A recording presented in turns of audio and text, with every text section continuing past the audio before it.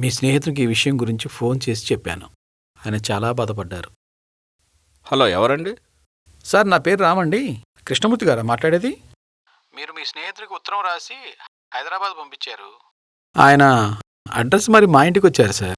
మీ అబ్బాయికి ఫోన్ చేస్తే ఆయన ఊళ్ళో లేరంట, ఏదో దూర ప్రాంతానికి వెళ్ళానన్నారు. అయ్యో, ఇప్పుడు ఎలాగండి?